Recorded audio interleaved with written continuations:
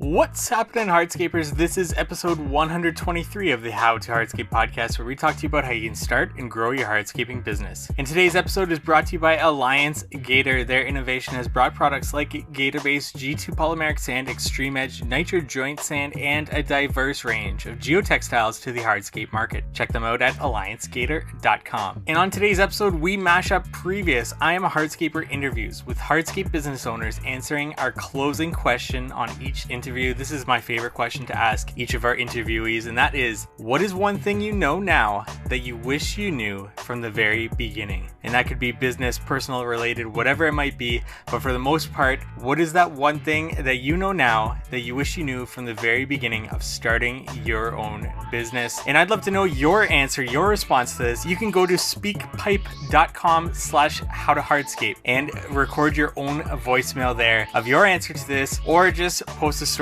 on Instagram with your answer, tag us, we'll repost it, whatever it may be. But I want to know your answer to this question. What is that one thing you know now that you wish you knew from the very beginning? And without further ado, let's get into this episode. This is Matt of Hardscape Ottawa. The thing that I wish I had known when I started my company is just how much it is actually running a business. I knew a whole bunch of stuff about landscaping when I started this company, and not a whole lot about running a business, right? So it started off relatively small. I was kind of trying to get any sort of work that I could get my hands on through all the traditional advertising avenues, you know, the word of mouth, tell your aunts and uncles, stuff like that, like stapling business cards to tackle block door hangers that they handed out. And then I'd get phone calls from old ladies angry that robbers would know they weren't home. You know, I had a shoebox full of receipts, just sort of desperately trying to figure out how to price projects off what anyone else in the industry would tell me about the sort of standard square foot pricing. At this point, we've turned into a business with well-organized books. As I said, we have that profit first overhead recovery system in place, and we're building these complete outdoor living spaces, creating careers for guys, like future for myself. You know, I didn't necessarily know what I was really getting into at the time. So I kind of buckled down. I read every single book on marketing and sales and business and finance and anything that I could find, and got sort of a little bit different version of a university education on how to run a business. And I sort of wish I had known what I was getting into, I suppose. This is Richard of RC Outdoor. I wish I would have known what my full cost was to own a business. I got thrown out there building patios, got busy so fast that I was only concerned about building patios, and then just totally forgot about the business side of it and the making the money side of it, which is like half of it, right? So I think if I would have known what my true cost was, you know, I'm talking like overhead, you know, how much taxes was going to be, or, you know, hey, it's going to cost you $45,000 to have your doors open for a full year. So that means you should be charging X dollars an hour, or you should have your numbers at this point. So that's one thing I wish I would have known better back in time. I mean, I've made a little bit of money. I wouldn't say I've made a lot of money. I mean, I've made enough money to where I can take the winters off right now and, you know, stay home with my kids, which is awesome. But definitely knowing your full costs, and it's hard. Like, how do you know what your budget's going to be when you haven't really had a full year to base it off of? So I've learned that, you know, and now I know where my numbers should be, and I'm charging, you know, appropriately now. So, but I don't think I could get to this point without not charging enough to know how to charge enough. So that's one thing I would say I wish I knew a little bit better when I first started. This is Sean of Premier Outdoor Living. That's a tough one. I think probably just the importance of your brand, and that's so much more important than the profit margins on one singular job. And really, your brand is it's bigger than you. It's how people perceive you from the outside that you don't know, that you've never interacted with. So just really the power of that. And you can really make yourself out to be whatever you want through your marketing materials and through the content that you put out. So I think I would have dove into just even more content from the beginning, and, you know, maybe started a YouTube channel like a couple years earlier, you know, done the vlogs before this year and all that kind of stuff, because all that stuff put together, it makes you look like an authority figure in your field. And that's worth a lot of extra money for a client to pay you because they trust you. They feel like, okay, this guy's a little bit more expensive, but I have no doubt that he is going to, surpass our expectations. And I've seen all of his projects and they all look awesome. So that would probably be it. Just jumping even more into the content from the beginning. This is Caleb of Almond Landscape. I mean, the number one thing is we are in businesses, right? So the number one thing is you have to run a business. And so from the very beginning, I wish, and at the same time, I say this, and I say it tongue in cheek, kind of like, I had to fail the way I failed to learn how to do things the right way when it came to running a business. So I don't regret it. And I don't know that I'd go back and change it if I could. But if I could and things would still end up where they are now with my personal life and everything, I would say you have to learn to run a business and be profitable. You have to know your numbers. There is nothing more important than that, number one. All the construction and stuff, you can learn how to do that too, and all the technique and all that. But you got to first run a proper business, I believe. But it doesn't mean – it's kind of one of those things like cart and the horse or the chicken and the egg thing. Like you can't run a great business and do crappy quality work. While you can do great quality work and run a crappy business, you really want to run a great business and a good contracting company, or a great business and a great contracting company. But I think the construction part always comes natural to me, always has. Running a business was something I really had to learn. And so I wish, I had to put more emphasis on actually. And I say that too. I knew when my first company was going, I knew I was running that thing into the ground. I knew it in my heart of hearts, but I was young and ignorant. I was younger and more ignorant, let's put it that way, than I am now. And I want to make sure that anything in my story gets through. You've got to be profitable. You've got to make sure you're running a company properly. So there's that for closing, I suppose. This is Jeremy of J Squared Outdoor. From the very beginning, I wish I would have hopped on LMN, the landscape management network software, and that's the software that we use to do our budget and estimating and understanding the numbers right from the very beginning. So it's only been the last couple of years that we've embraced that and have really started to understand how to be profitable. And had I done that a couple of years sooner, I'd be a lot better off. But I definitely, if you're new to the business and just getting in, you need to hop on LMN or just at least understand really what it takes to be profitable and what your real net profit should be. This is Andy Mulder of Mulder Maintenance and Services. I would say how to charge correctly. When I started the first years, which is based on what I knew from where I worked before, and that's all I knew. That was the only job I had ever had, and so I had no process of charging and knowing my overhead and knowing the back end of the company and how I need to charge to make money and to grow. And if I wouldn't have made the changes I made based off of the mentorship I received, I would not be where I'm at today. I could not have grown like we've grown. I could not have made the equipment investments we've made. And I just, we can all work our whole life in this industry and not have anything to show for it. And I just, it's not worth it. I mean, I've said this, me and Jeremy have talked, we can all work our whole lives and own a business and have all the stress of that and not make any money. We could go work for somebody else and make the same amount of money and not have any stress. You know what I'm saying? So I think that's one thing, from the beginning, it would have been really helpful to know how to charge correctly and just having everything in the office line, in line. I have a finance manager that has been super helpful to me, just getting everything organized and having the right spreadsheets. We've implemented LMN, and just that stuff is so important. We all want to go out there and do all the work, but you're never going to have any longevity if you don't have the back end of the business in line. So this is Garrett of Premier Landscape. Mike, that's a loaded question. And you mentioned a few things there, and I'm glad I kind of got a few points across. And I really wanted to take this opportunity of this interview to kind of share my story and hope it resonates with others. As an entrepreneur, as a business owner, you're the face. At least when you get going, you're the first one to be in, you're the last one out, you're the first one to not get paid. If you get paid at all that week.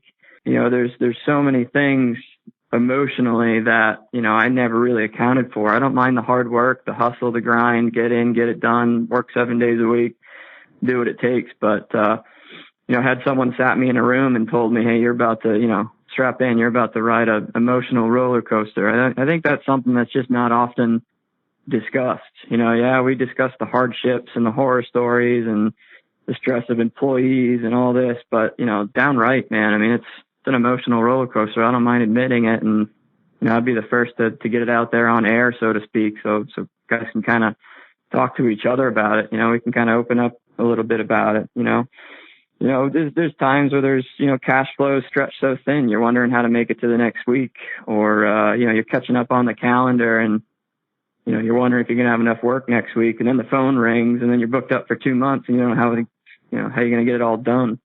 Or, you're watching one of your employees hit one of your trucks with one of your trucks in your parking lot. The frustration of employees. We could share stories for days on that. But at the end of the day, it's your name, it's your reputation, it's your credit. If you fail, the guys can go down the road for a job. What are you going to do? That affects your entire life.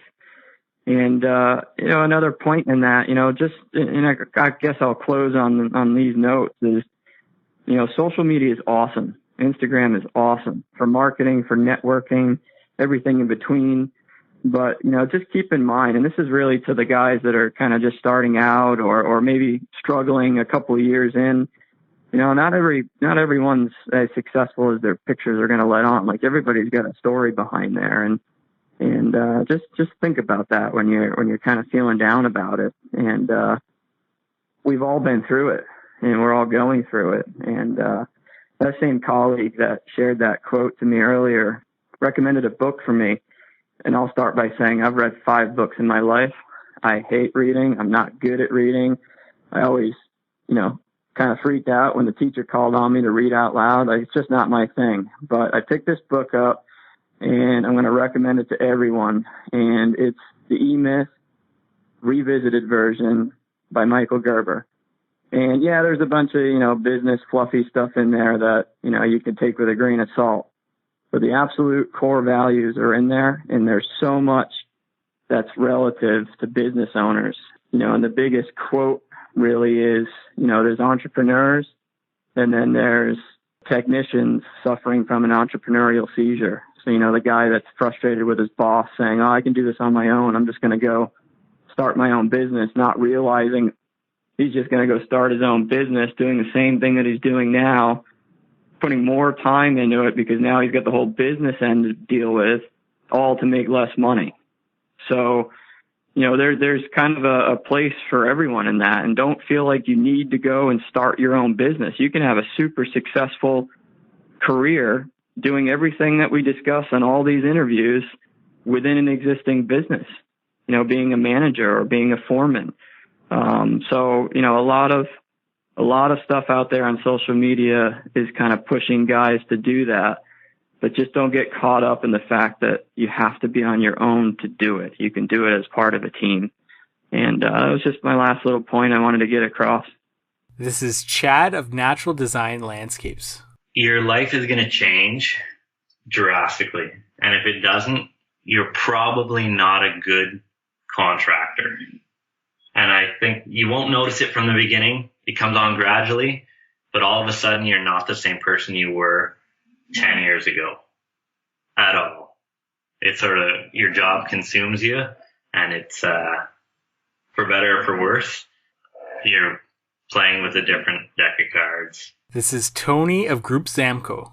I'd have to say, know your limitations. Don't let it stop you, but understand what they are, and delegate properly. Like, know that you could only do so much. I was trying to do everything, and it held me back. Whereas the second I start putting confidence in people to do the job, as well as me, or even better than me, when I understood that there's people out there that specialize in things, it really allowed me to grow as a contractor. So yeah, definitely know what you're good at, specialize in that, and bring on the right people to do the rest of the job. Everybody wins. You win in time and money, and your client wins in the quality of the product. So I think that's the biggest thing that most contractors fight with. You want to do so much. You want to have your hands on everything. You can't. So understand that there's a ton of very talented people out there. Utilize them. Give them the opportunity to show you what they could do. This is Jordan and Kyle of Evolve Design Build. For me, I think the one thing I wish I would have known is how to not devalue myself. This is one of the only industries where we are not seen as true professionals. And I wish I knew the value that I brought to the table now. And I don't mean to say that in an arrogant or a cocky way, but the mind is a tool that is irreplaceable. You can do, the best quality work, but being creative, being confident, getting the money that you deserve. I'm not talking about overcharging. I'm talking about putting a fair value on yourself for your services. I wish I had learned a long time. I've had a lot of success in this industry. Like I said, Curry Tech Lawn Care, does about $1.7 million a year, and is very profitable for me. Evolve is doing fantastic, and I've learned a lot of valuable lessons through business. But the one that I wish somebody would have told me is to value yourself more than anything. And that for me is the biggest thing. Kyle's maybe different, Yeah, I mean, I agree. And like I said, I think the biggest thing for me is just learning that it's you always want to get better, and don't be scared to try new installation methods, try new techniques. I was very actually against switching to open graded base when we started to switch over to that, but just seeing that trying new methods that you might not be comfortable with, or you might think don't make sense, it's always worth it to look into them, try new things, and try to make yourself a better person and better installer. This is Dylan of DNR Hardscapes. Well, besides just from when I started my business, if I was to go before that, which is hopefully no parents are listening, I would have never went to college, and I would have never went to the military, and I would have went straight into hardscaping. That's probably my big one. But I say the one since I've started my company is everything in the business world, when you become an entrepreneur, is about taking risk. Don't be afraid to take that risk. I bought a skid steer with a brand new daughter on the way, and I knew I had to do something. I took that risk, and I've tried to really live by that. If I see an opportunity, I take it. If I see something, I don't hesitate. I know in my gut it's right. I'll figure it out later. Sometimes that's got me into trouble, but it's kind of like not having regrets of taking that dive into something that you're unfamiliar with. And it doesn't have to just do with hardscaping. It could deal with everyday life. It could deal with anything like that. Don't be afraid to take risk. No business owner has ever got far in life without taking risk. That's what being a business owner is. It's about taking risks. It's about taking judgments that you feel is right versus what somebody else didn't think was right. If it was easy, everyone would do it. So I think that would be the big one, is just making sure that if you think it's right, if you can make it work, just do it. Just dive into it and do it. This is John of Signature Landscape. Like many have said before, know your value, know your hourly rate, know what you need to charge. Don't get stuck out there charging by square footage. Establish an hourly rate that recovers your overhead and gives you profit. A lot of people will plug LMN. For a company of my size, paying $300 a month without the growth focus, I don't want to get any bigger. I just want to maintain what I have. I don't think it's a wise move. So what I decided to do is use a program that was brought to me by Patty Conway, who is a trainer for Unilock, and the program's called Paving for Profits, and that's what I use to set up my hourly rate. And Mike, as I'm saying this, I'm remembering you have a program, don't you? So you might want to edit that section out. This is Evan of Pride Hardscape. Patience. You got to have patience in the industry. You learn stuff every single day, and keep an open mind and have patience. Sometimes the jobs are going to take longer than you think, but that next job will be quicker. So patience is definitely the biggest thing I've learned. This is Josh of Sutton Outdoor. Well, looking at my board on the wall, I've got it written down. It says, never get too busy making a living that you forget to make a life. I was pouring myself so much into my business and shortchanging my wife and my kids and my family and my health. You know, I was getting pretty chubby, just eating fast food and trying to deal with the stress. And I think it's important to just keep perspective on your business, to not let it control you, to let it work for you, to create an income, but also, you know, make sure that you're giving your wife and your kids that time that they deserve and that they require, and that you're not going to get to the end of your life and you'll wish you had spent more time with them. And there's always going to be more work. It's never ending. You have to take those vacations and take care of your body and your health, and keep those people that love you and will be there no matter what. Hold them close and hold them tight and love them each day. That's more important than any of this stuff. Is the number one thing. I kind of lost sight of that, and you know, after a couple of years of marriage, I kind of had to, you know, a gut check and just say, hey, this business it could come and go. Hopefully not, but you know, my wife and kids are going to be here no matter what, and I've got to use this as a tool to support them and to give us the lives that we want to live. So just don't forget that what's important in life. This is Greg and Errol of Valley Outdoor Design. You know, when you first talked to us about doing the podcast, this was one of the questions that actually kind of stood out to me because, you know, obviously we're still young. There's so much that I wish I'd known.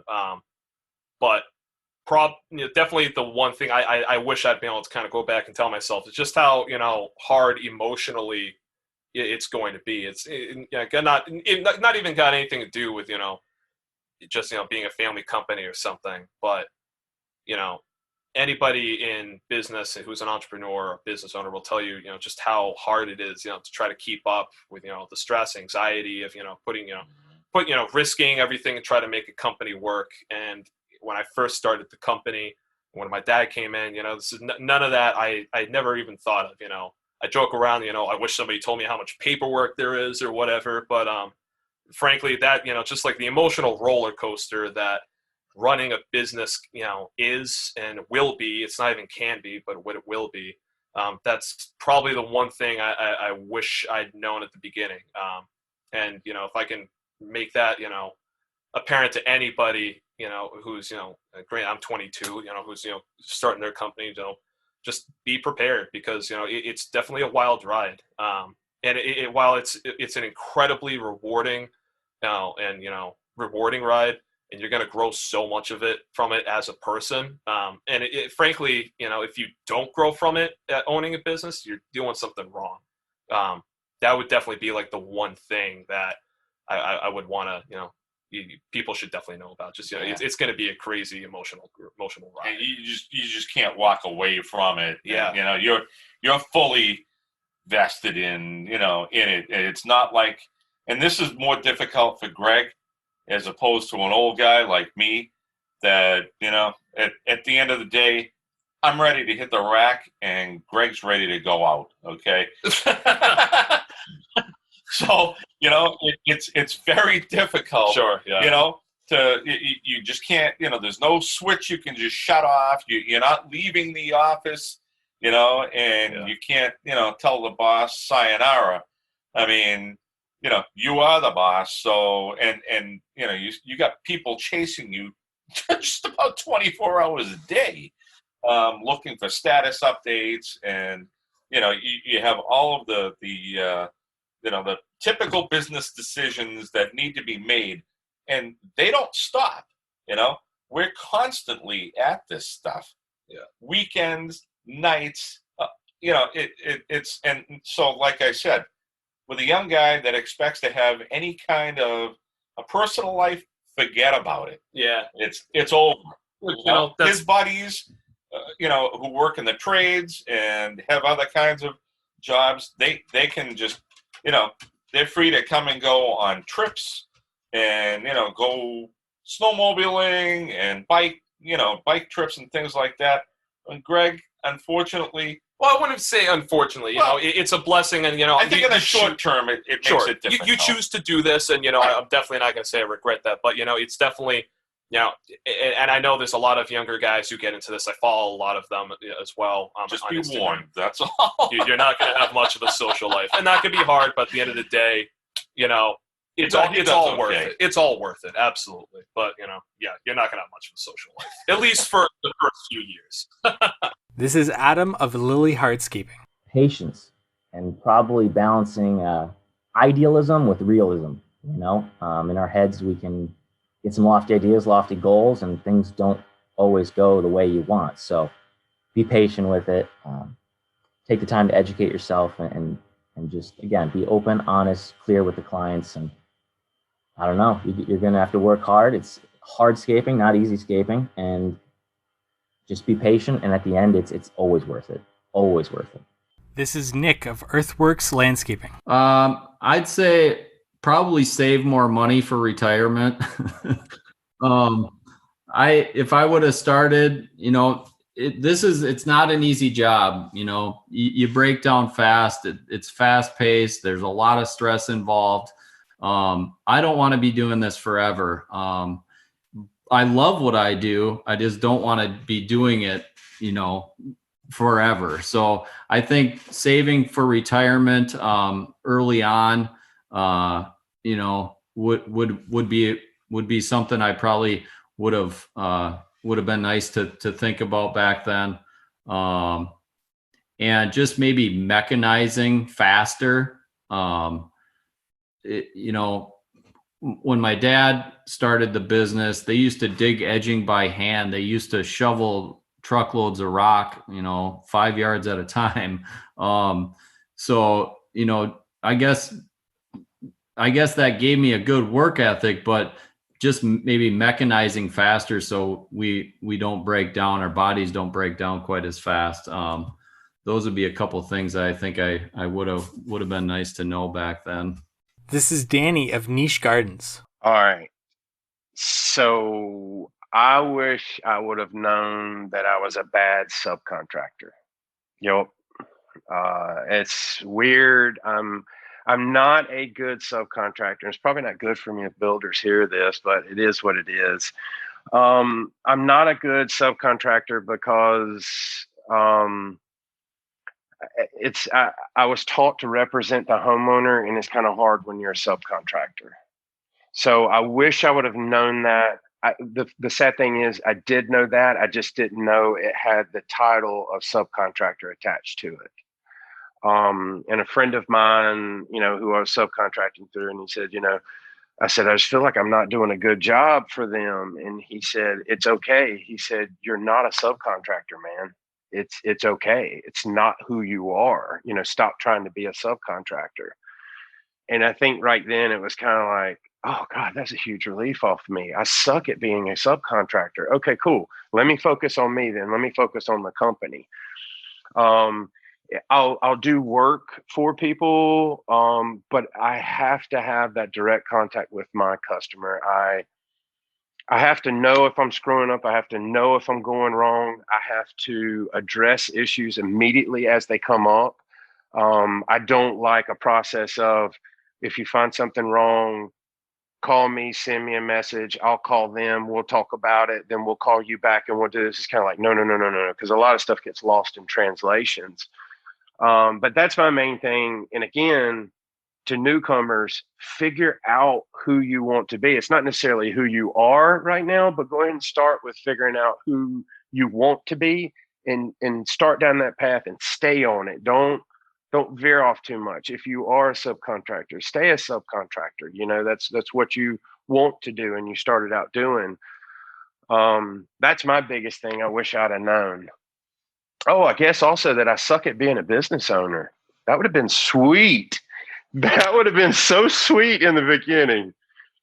You walk into this thing and you're like, well, I can do this. I got this. And then into that third year, you're like, oh my God, how have I made it this far? I got to tighten up this. I got to work on being an actual owner instead of an installer. And it's hard, man. It's my mentor told me, he said, I used to always tell him, I'm like, it's time to get off the machine, old man. And he's like, someday somebody's going to say that to you. And I wish I would be there to hear them say that to you. And it really is, once you're an installer, it's like a heart thing.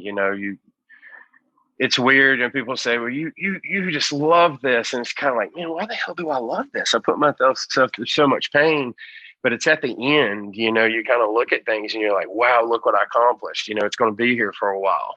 I want to take a break from today's episode to thank our sponsor, Alliance Gator. They're the makers behind Gator Nitro Joint Sand, a permeable jointing compound for hardscape installations. It consists of calibrated sand and resins that is installed wet and air cures, becoming a solidified paver joint. It can be installed when it is dry or wet out, making it the perfect product to install early or late in the season. No more worrying about the chance of rain, and you can finalize that project, moving on to the next one faster. We find it is perfect for open graded bases, raised patios, and pool patios, along with many other applications, as long as proper drainage is considered. You can find out more about this product at alliancegator.com, found in the show notes of this episode, or connect with your local rep for installation assistance. Now back to the episode. This is Dan of Wasson Nursery.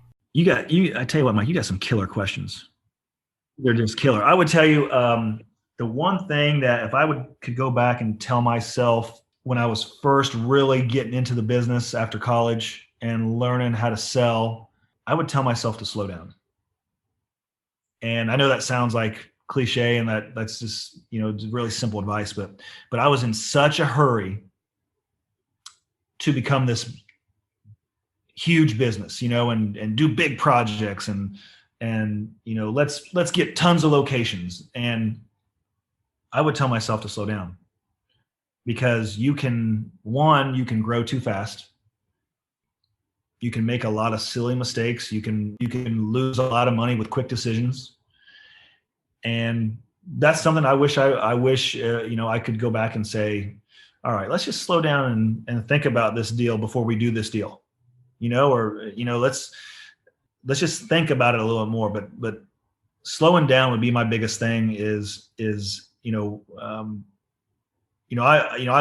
loving what I do and all that. But there's a different kind of stress when you get to when you get to a larger business, and it's rewarding and tough at the same time. I don't get to work on the crew, and that's something that I really miss. I'm in an office, I'm designing, I'm selling, I got a team under me that sells, and they do a great job. But there's parts I miss about when I was on the crew. So I would say, like, if I'm giving advice, if I was giving advice to myself, I would say, man, just slow down a little bit and let's think through every decision very, very carefully. This is Matt Heiner of Heiner Outdoor Living. Oh man, don't sell to your own pocketbook. Sure. I would say, man, when I first started selling, or when I first started out on my own, I'm looking at my bank account and all the, lack thereof that's in there. And it's like, what? $3,000? Nobody has $3,000 to spend on an entire backyard. That's ludicrous. Who has that kind of money? And just opening my eyes and expanding that there is so much money out there. We are in a luxury service and treating that way. And now knowing that I'm selling $300,000 backyard plus, like, I still can't afford that, but it's nice to know that I'm no longer selling to what is in my bank account. And that just gave me the confidence to expand, to, be an artist, and to, get rid of this scarcity mindset and think in more abundance and that kind of stuff. This is Nick of Earthscapes Landscaping. I wish that I guess I could say, like, if there's something I wish I would have done from the start, it would be kind of setting goals in order to gauge progress and then learn to reach the goals. So I feel like it's like a really accomplishing and great feeling when you start a business to set goals and reach them. And also, like, I wish I started using LMN earlier. It's just a great way of being able to build the budget and even setting those goals, like build your budget and try to reach it.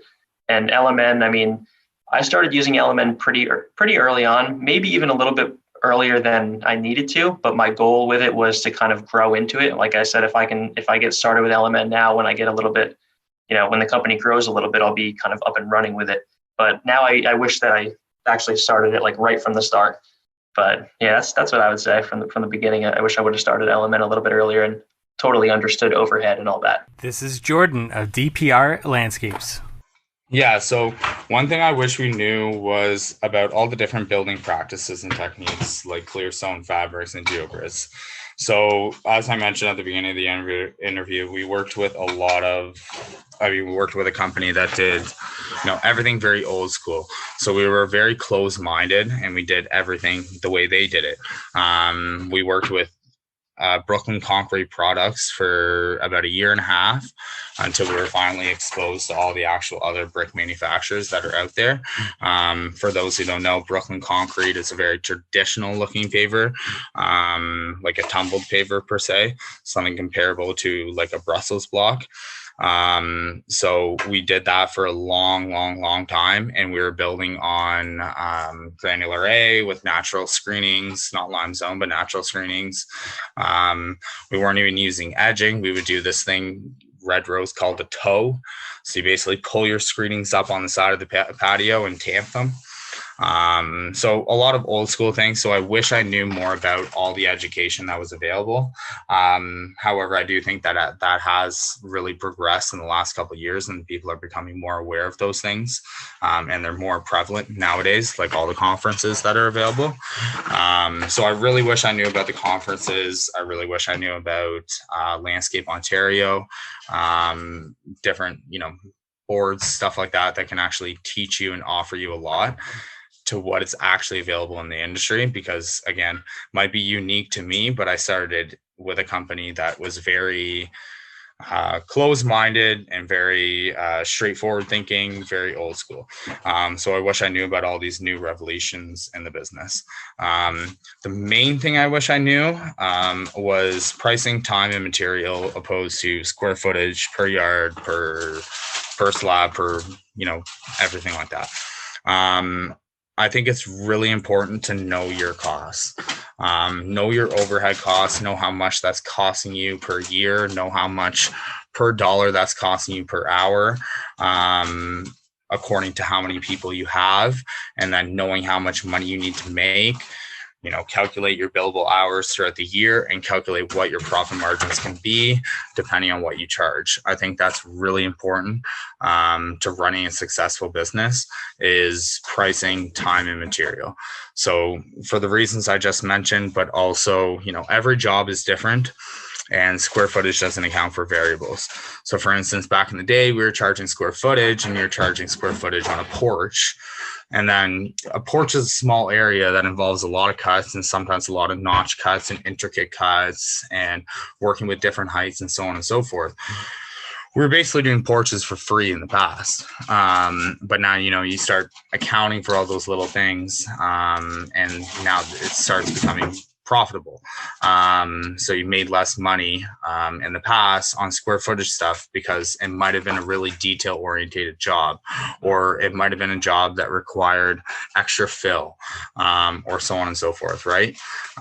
Or the access on the street, so you could only have certain machines hauling away material or certain bins hauling away material. It's little things like that that I think make a large difference, even though they may be a few $100s here or there on every job. If you do 20, 30 jobs a year, that adds up into a couple $1,000s. That's straight profit. And then I think on larger jobs, we actually, like larger quotes in the past, when we quoted by square footage or face footage and yards and per piece and so on and so forth. I think we lost on a lot of larger jobs in the past because personally, my belief is, if you're laying a 5,000 square foot patio, let's say it's flat, many 5,000 square foot patios are not actually flat, but just say it's a flat 5,000 square foot patio and you price per square foot at $25 to $30 a square foot, you're likely going to lose that job because your price is going to be astronomical for what you actually have to do. Once you're on a job and you're on a job of that quantity, one, you're getting a pretty good large order material discount, and then two, like once, as I mentioned earlier in the interview, once you start laying and you have that initial grade done and so on and so forth, the pavers just go down.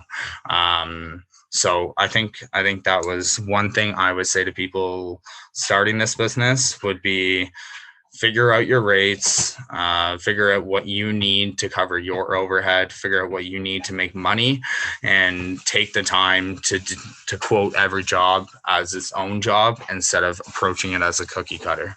This is Liz and Kenny of Vaughnscapes.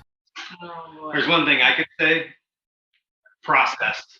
I wish I would have taken my process in the very beginning and really started to document it. Because I'm so process oriented. I can step onto a job and I already know what I'm doing from start to finish. And when the guys follow me, it just clicks. I mean, we can knock out so much work so fast, it's mind blowing. But when I step away, I realize I didn't put those processes into place. So then I'm stepping back in from 3 steps behind, bringing them back forward, resetting the process. So it's not as efficient as it could have been. And it's really hard to do it once you've stepped away. So I wish I would have done it in the beginning. And if I could say anything, start documenting your process and fine tuning your process, because I've obviously fine tuned it, over all the years. I'm constantly growing, and we're still growing now. I can never learn enough. And there will never be a point in time where I can say, I've learned it all and this is dead set. Our process will always be evolving. But if you've got it documented, you can look back, see where this isn't as good as that, and you can create another system in its own. So I would say for me, that's the biggest thing I wish I would have done, was document my process. For me, it's realizing how important design really is. Like, I feel like in the beginning, it's just like, get the job, build the job. The design's kind of like falls by the wayside, whatever. And I feel like I wish I could have told my previous self that the design is the most important part, to be honest. Yes. And leading with design is going to excel your company by far more than, kind of using it as just an add-on. Like, you should really focus on it for sure. I agree, because without proper design, you don't get the construction. I can build anything you can put on paper, or at least give me a vision of. The design does both. It puts the vision on paper. It takes what you see, what a homeowner sees, and it really just develops something that you get to create. For sure. This is Craig of Scheller Outdoor Living. This is an easy question. And I told how I'd set up my finances, and that I would say profit first. I kind of stumbled into that book in July, and I bought it on audio, and I listened to it twice. And then I got Profit First for Contractors, and I listened to that, and I was just mesmerized by the idea. And because in my previous company, I was the guy selling to pay my bills.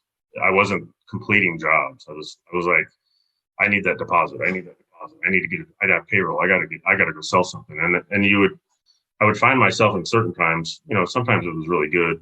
And this wasn't a big a deal, but as your overhead grows, if you're not changing the way you're running your business with it, you're just kind of doing the same thing and throwing square foot prices on stuff. You're just trying to survive. I listened to this book right before I started. So before I had my first check, I had 5 bank accounts. So it's totally changed the way that I view my finances. And it's allowed me to have tax money set aside, profit money set aside, and operating money. And I've paid myself twice a month since I started, which was a big thing to my wife. And I've run lean, and I've run on one part-time employee, because I know at this point, I need to be the one making the money so I can support my family. And it's helped me to set that money aside. And I'm even on payroll, direct deposited. I mean, I'm set up to where I transfer money out of that account to pay myself every, couple times a month. And that's been a huge thing. And the Profit First has also helped that trust, that I talked about earlier, where we can get on the bank and we can see where we stand every day. And we know where we have to make those adjustments, or we know what we can go do or can't do. And so I know that's been mentioned on the show podcast a couple of times. So I am so thankful that I stumbled into that, because that's been a total game changer for me. And it's given me trust in myself financially, I guess, as well. This is Phil of PJE Lawn Care and Landscaping. I would say the one thing that I wish I would have implemented early on and been more in tune to would be, job costing and organization, and being more in tune with the numbers early on. I had so many failures, so many projects that I lost money on or broke even on because I didn't understand things and I wasn't organized enough and didn't really understand the whole scope. I guess that would have been if I went back 10 and 12 and 15 years ago. If I'd have known how to do all that stuff up front and really understood all the numbers up front, I could have been financially free a whole lot earlier than I was. And that would be it. And then the only other thing I would say would be to invest in equipment earlier to save my back and my guys' backs, and make jobs easier. Those are really the two things that I would say: be better organized and understand the numbers, and have better equipment early to make projects a little bit easier on the body.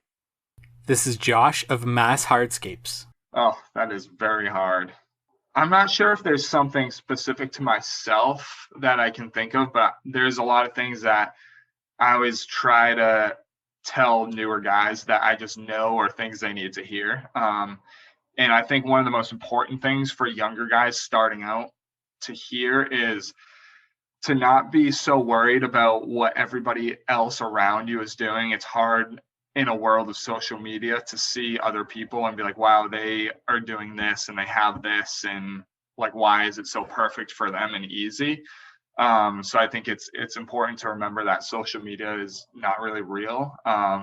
Like, these companies who post crazy stuff have worked years to get to that place, and they have their own struggles. And so you need to kind of just focus on yourself and, work hard, and you will be at that same point one day.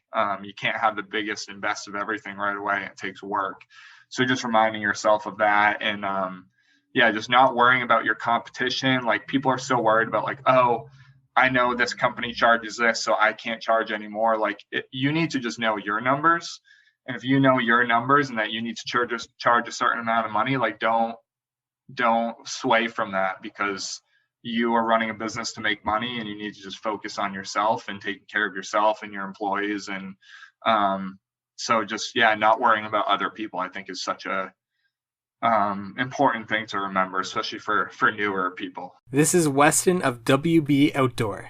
I guess just have patience with building your business.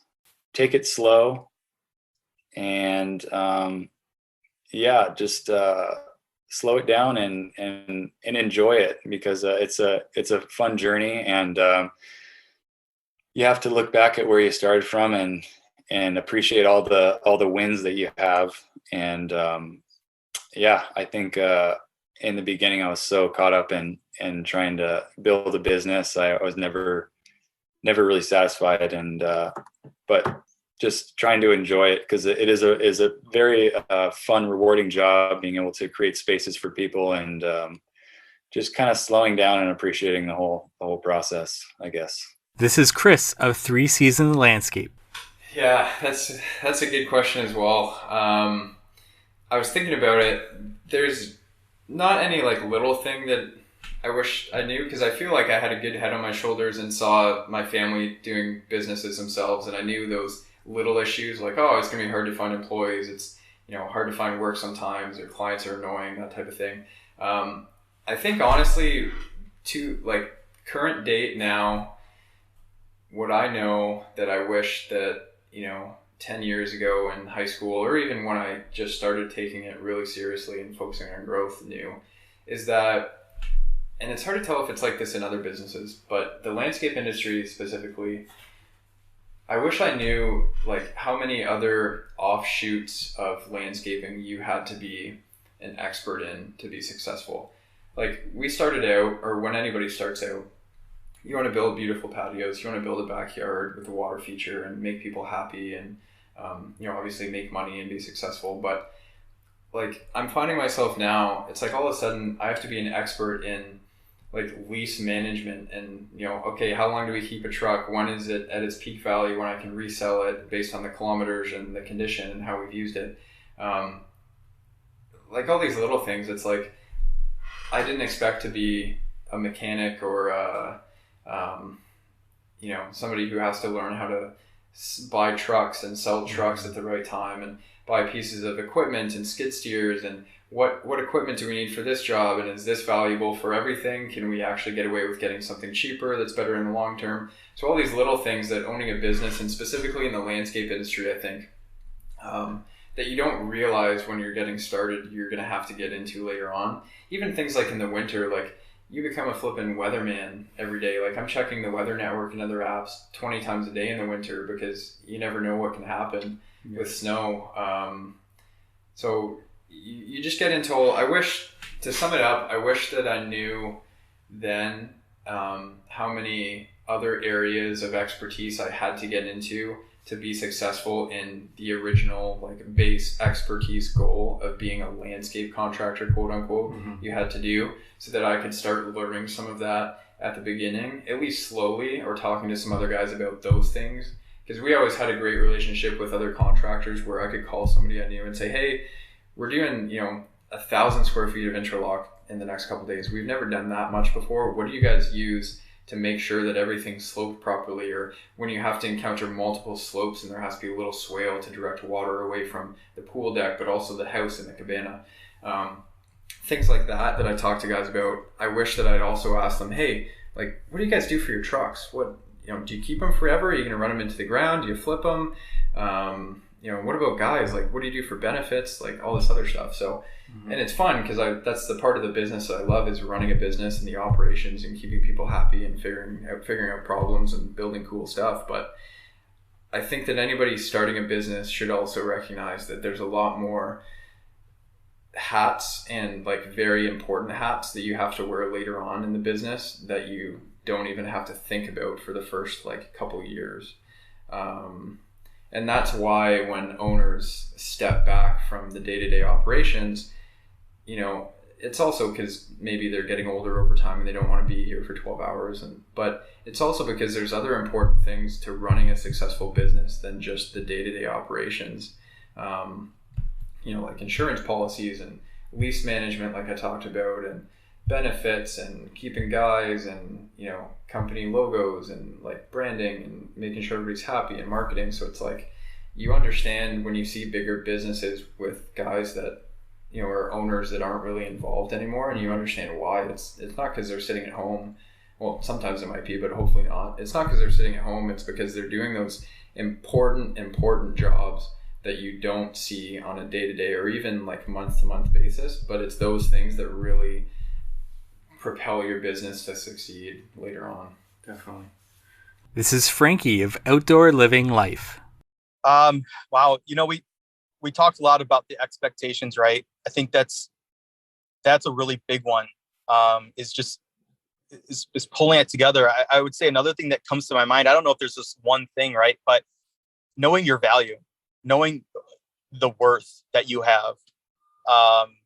I think that speaks volumes as well. Reaching out for support. You're the manufacturer reps. Unilock has their boots on the ground approach. Great job. I talk to my rep daily at times. I talk to my supplier, my main supplier, daily for sure, throughout the day.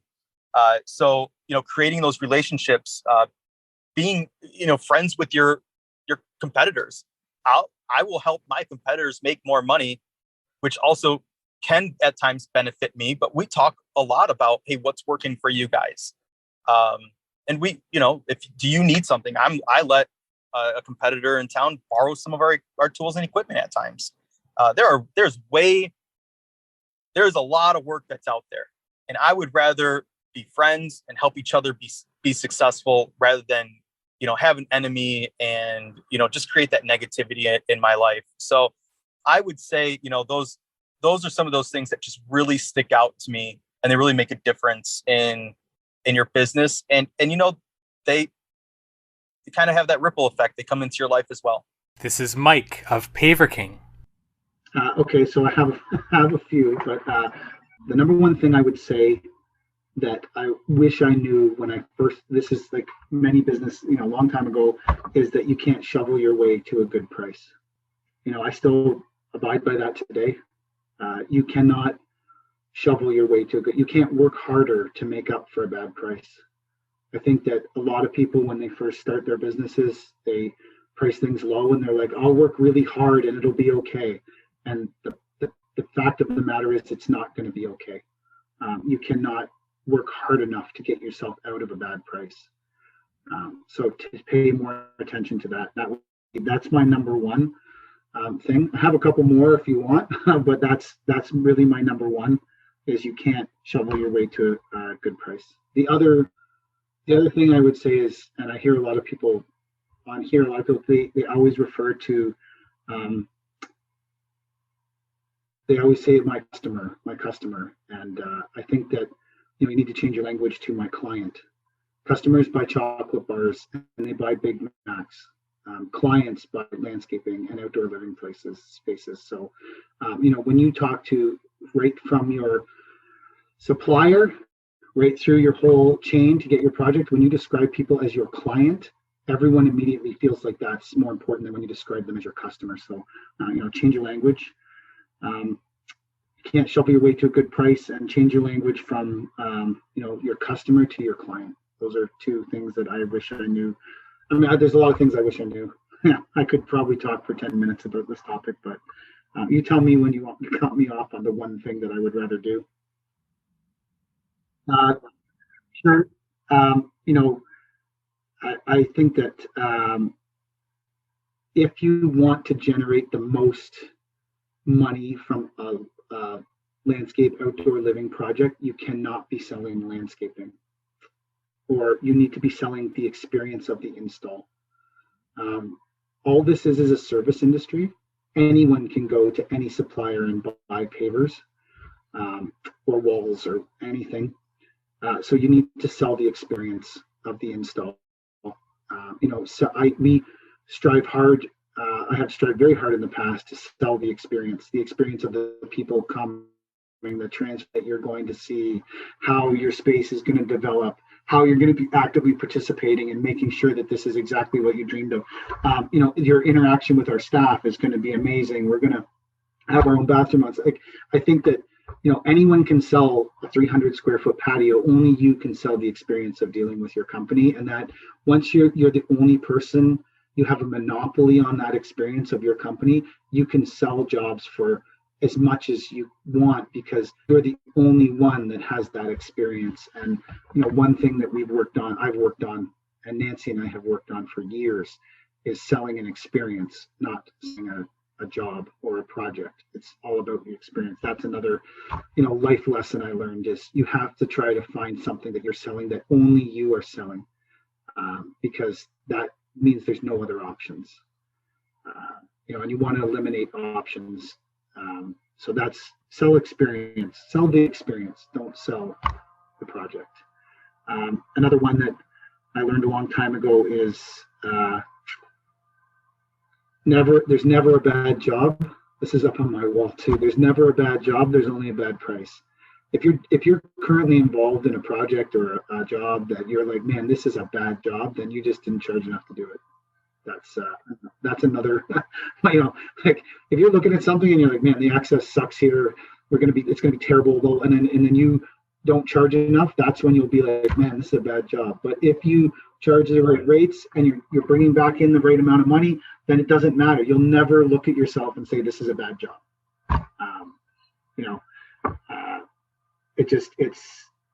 What the other thing I would say to people is, a lot of people ask me about how to improve their sales. And I think that, for me, I didn't really excel at sales until I mastered building rapport with people immediately. I think that there's not enough people talking about, you make a lot of money in your sales process. I understand we're all contractors and we're building stuff, but a lot of your profit margin is dictated by your ability to sell things at a premium.